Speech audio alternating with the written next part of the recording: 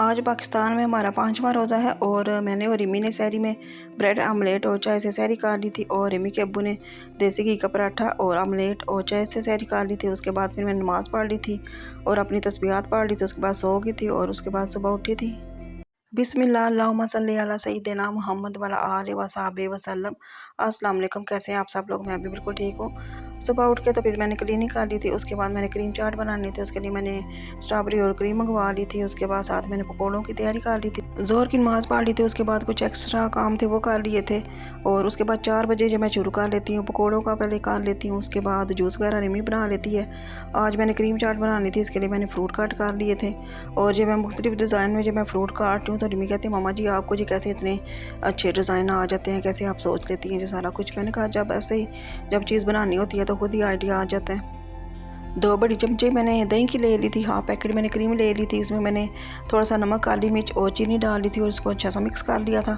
उसके बाद मैंने ये फ्रूट में डाल दी थी और फ्रूट में ये सारा कुछ मैंने मिक्स कर लिया था। और फ्रूट में आज मैंने थोड़ी सी खजूर और जो सावगी है वो भी डाली थी और इसको मिक्स कर लिया था। उसके बाद फिर मैंने ये जो माल्टे और स्ट्रॉबेरी कट करके रखी हुई है, साथ ही खजूर कट करके रखी हुई थी, उसे फिर मैंने इसका डिज़ाइन बना लिया था। और ये डिज़ाइन निमी को और मुझे बहुत ज़्यादा पसंद आया था और आप लोग भी ये रेसिपी ज़रूर ट्राई कीजिएगा। फ्रूट्स में मैंने केला, सेब, अमरूद, खरबूजा और मौसमी, किन्नू और वो डाल लिया था, उसको अच्छा सा मिक्स कर लिया था। फिर स्ट्रॉबेरी और जो माल्टा थोड़ा सा और खजूर वो रख दी थी डेकोरेट करने के लिए। तो ये बड़ी मज़े की बनी थी और इसको मैंने बना के फ्रीज़र में रख दिया था और जब अफ्तारी के टाइम निकाला था तो ठंडी ठंडी बड़ी मज़े की लगी थी।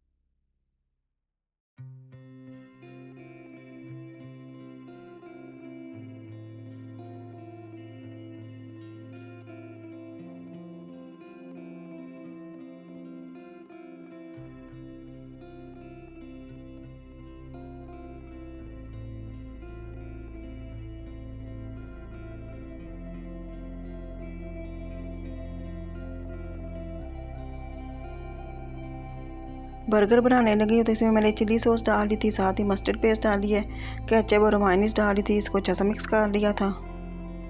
आज रिमी ने कहा था कि मामा जी आज बर्गर बना लेते हैं, पिज़्ज़ा, चिकन, चीज़, समोसा वाली जो चिकन था वो है पड़ा हुआ था तो वो फ्रीज़ किया हुआ था, तो उसके आज हम बर्गर बना लेते हैं। मैंने कहा चलिए ठीक है। तो फिर मैंने जो चिकन, चीज़, पिज़्ज़ा, समोसा का जो मटेरियल है वो मैंने फ्रीज़र में रखा था, वो मैंने निकाल लिया था।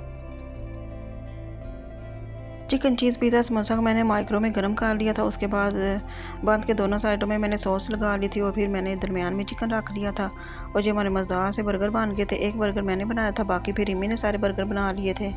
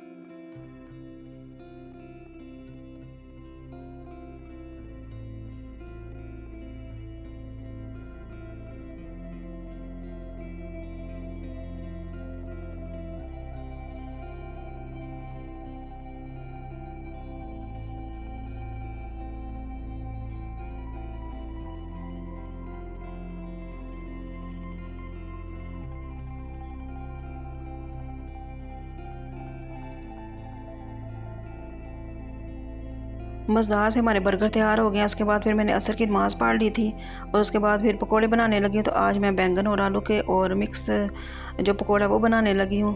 तो उसके लिए सबसे पहले मैंने बैंगन और आलू के पकोड़े बना लिए थे। उसके बाद फिर मैंने साग वाले पकोड़े बना लिए थे। आज इफ्तारी में मैंने समोसे नहीं बनाए थे, सिर्फ पकोड़े बना लिए थे, क्योंकि थोड़ी चीज़ें हो तो वो फिर खा भी लेता है, अगर ज़्यादा चीज़ें हैं तो वो खाने भी नहीं होती। तो इसलिए मैंने पकोड़े कर लिए थे, बर्गर कर लिए थे, साथ ही क्रीम चाट बना ली थी। तो ये हमारी मज़ेदार सी इफ्तारी तैयार हो गई। रमज़ान मुबारक के बाबरकत महीने के सदक़े अल्लाह ताला हमारे रिज़्क में बरकत दे, हमारे दस्तरखान ऐसे सजाए रखे और अल्लाह ताला हमें इतनी तौफ़ीक दे कि हम दूसरों की भी मदद कर सकें और उनको भी राशन डाल के दे सकें, इंशाल्लाह आमीन। आलू और बैंगन के पकोड़े बन गए हैं। उसके बाद पालक के पकोड़े बनाने लगी हूँ। तो पालक के पकोड़े मैं चम्मच से नहीं डालती, जो मिक्सचर है वो मैं हाथ से ही डालती हूँ और हाथ से डालते ही मुझे अच्छा लगता है और ये बड़े मज़े के पालक के पकोड़े बने थे।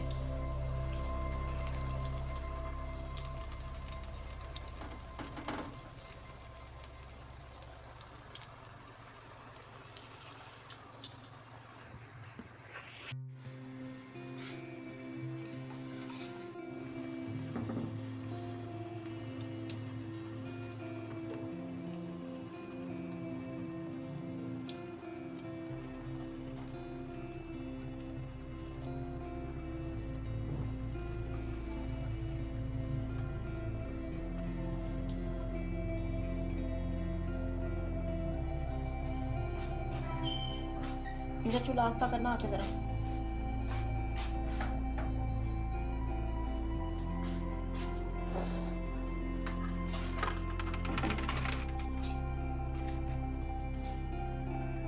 माशाल्लाह बस दाल सी इफ्तारी तैयार हो गई है। उसके बाद फिर मैंने जितने भी आसपारे पड़े थे उसकी दुआ मांग ली थी। उसके बाद रोज़ा इफ्तार हो गया था। रोज़ा इफ्तार करने के बाद फिर मैंने और रिमी ने मगरिब की नमाज़ पढ़ ली थी। तो उसके बाद फिर रिमी ने बर्तन वाश कर लिए थे। उसके बाद फिर मैं 2 घंटे रेस्ट की है। फिर ईशा की नमाज़ पढ़ी है, तरावी पढ़ी है और उसके बाद फिर मैं सो गई थी। और आप लोग कमेंट में ज़रूर मुझे बताइएगा कि आप कितनी तरावी पढ़ते हैं। मेरी जब तबीयत ठीक होती है तो मैं 20 तरावी पढ़ती हूँ और अगर कभी तबीयत ख़राब हो तो फिर मैं 8 तरावी भी पढ़ लेती हूँ। और आई होप आज का व्लॉग आपको अच्छा लगा होगा। अगर अच्छा लगा लाइक शेयर और मेरे चैनल को फॉलो करें। ओके, खुदा हाफिज़।